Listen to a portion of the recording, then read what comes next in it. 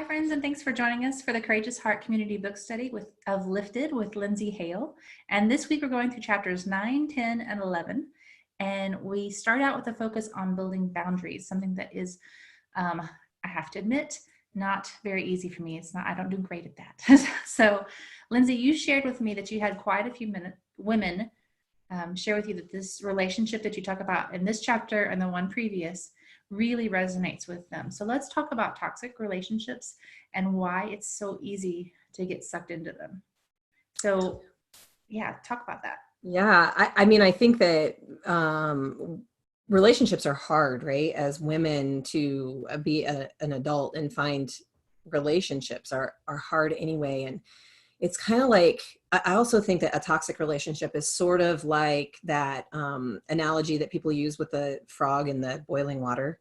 You don't throw the frog in the boiling water or it will immediately try to jump out. You put the frog in the room temperature water and the temperature slowly rises.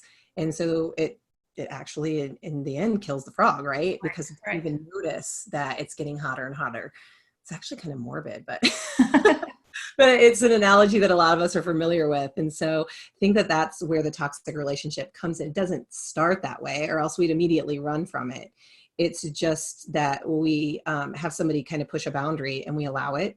And then they push a little harder and we allow it some more. And then suddenly we kind of start thinking about it and we're like, wait a minute, did that just happen? Or we start to question ourselves because we first go to our own insecurities. And typically we've seen things about this person who we have this toxic relationship with that is really great. You know, we've seen they're good, but then we feel this really bad part too. And I do want to also say that don't mistake struggles in a relationship with a toxic relationship. There are two different, a toxic relationship is one where you don't feel truly like you can show up authentically without being criticized. It's different to have someone kind of come alongside you and like the iron sharpens iron idea of, hey, I'm going to challenge you a little bit on that in a constructive way. But it's another piece of, it's a completely different relationship when it's just kind of like they're poking every time, sort of deflating you a little bit more. Feeling a little less than yourself when you leave someone's company, feeling like you need to edit who you are to be around them, feeling drained or dread when you have to spend time in that relationship. Those are all some really good signs.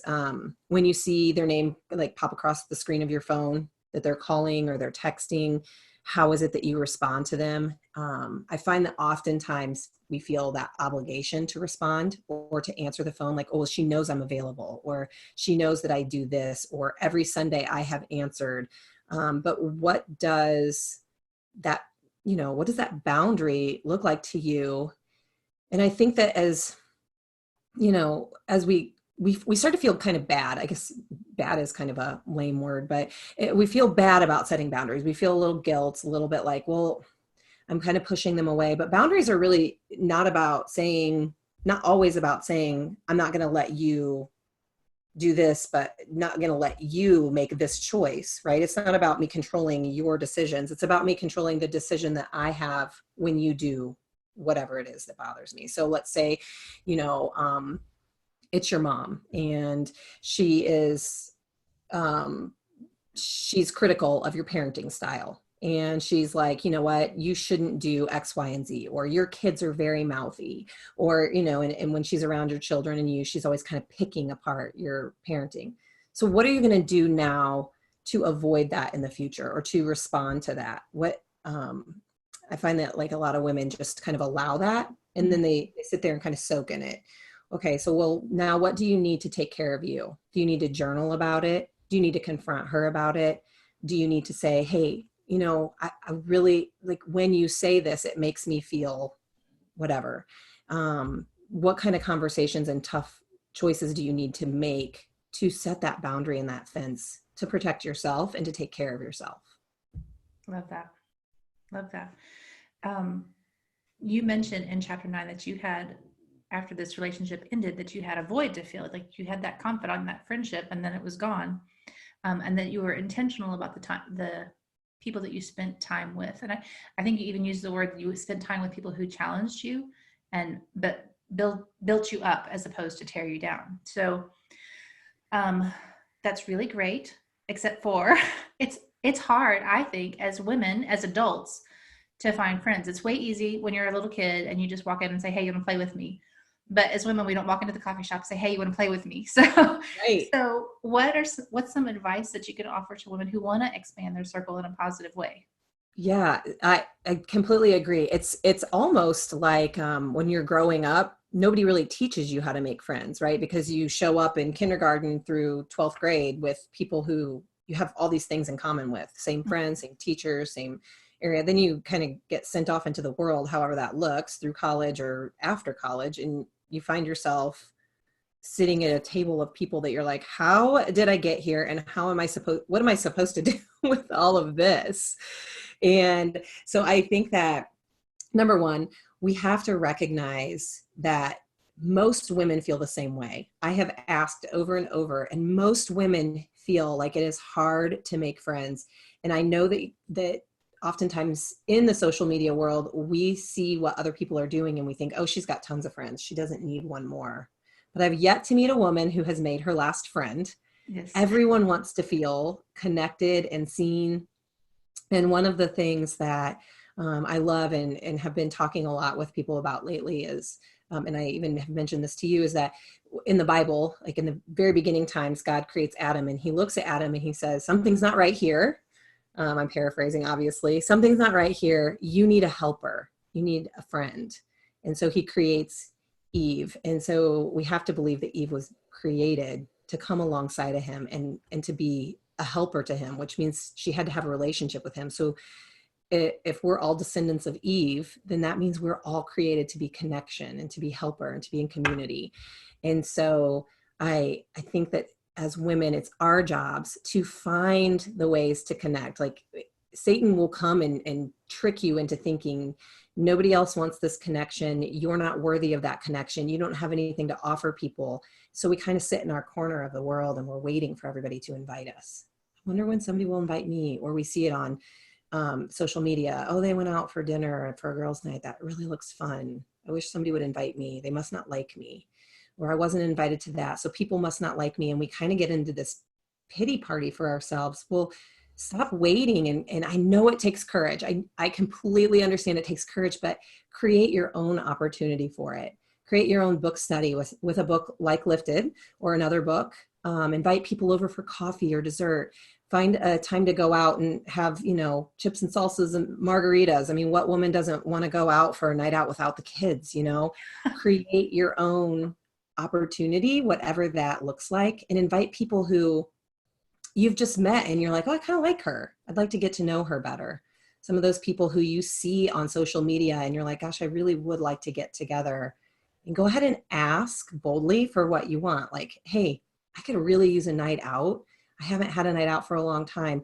Would you like to come with me? Or, you know what, like those new empty nesters, gosh, life has really kind of gotten boring for me and I would really like some friend time. I wondered if maybe you felt the same way. Would you like to go out and have, dinner with me? Or would you like to start doing, somebody just told me the other day, my friend, she was like, I went to bingo the other night. And she's like, I know I'm too young for bingo, but it was so fun. And I'm like, then you're not too young for bingo, right? So do some things and create some opportunities to connect with women, because you will be so surprised how many women will say, oh my goodness, she invited me. You thought to ask me. So we're all sitting around waiting for that next opportunity instead of just creating it for ourselves. Yeah. And the reality is somebody's waiting for you to ask. Mm-hmm.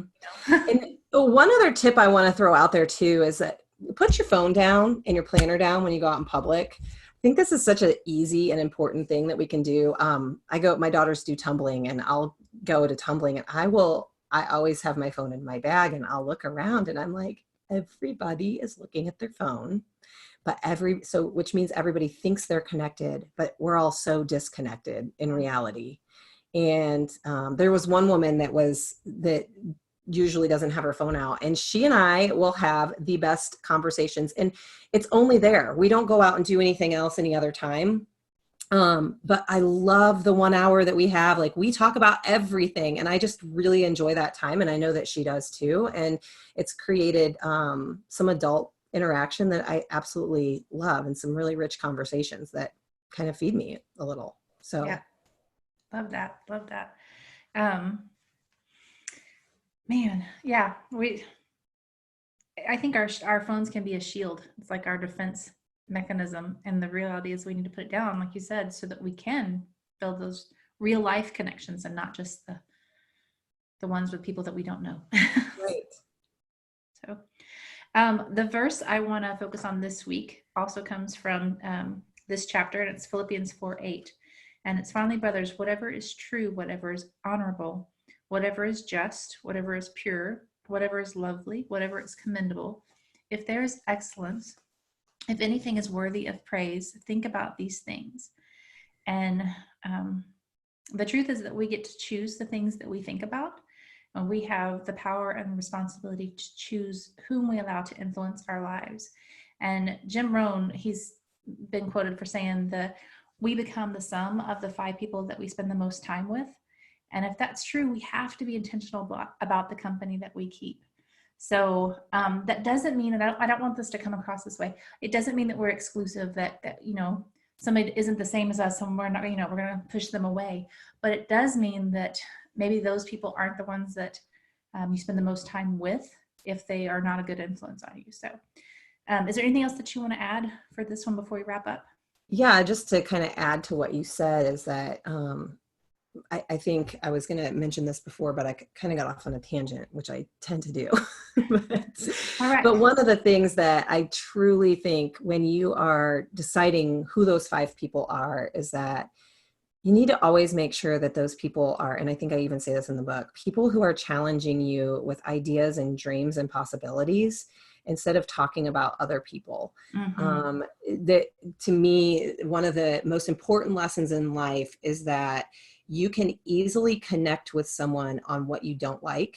And so often that's where relationships start, right? Like, I can't stand that boss, or that neighbor's yard is disgusting. And so then you start talking with the other neighbor about it. And now you have bonded and you have started this whole entire relationship on something negative.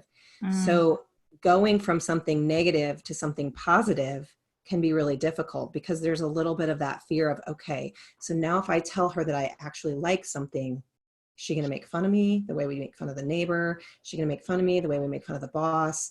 So when a relationship begins based on a negative experience, it tends to continue down that negative experience road. And you can bet your bottom dollar that if they're talking with you about somebody else, that they're talking with somebody else about you. And man. so I just want to challenge you to try to connect with people on positive things first. And so I think that that comes with knowing ourselves better, and really going back to that, what was it, week 2 that we talked about, where you start your day with the truth of Jesus instead of with your phone and what everybody else says about you. Because when you start to understand whose you are and what you were created to do, it makes it so much easier to identify your gifts and your dreams and your visions for the future.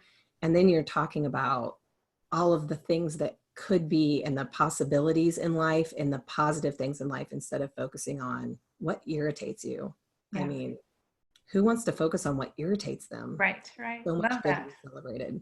Yeah, I love that. That's a great note to finish on. I really, yeah, focus on that positive and make the connections there. I think that's gold. Good job. So, Thanks. so everybody, thanks for joining us for the community book study this week, and we will see you next week. That'll be our, is that our last week? It will be. Week 5 is next. So, here's to living a more courageous and lifted life. Take care.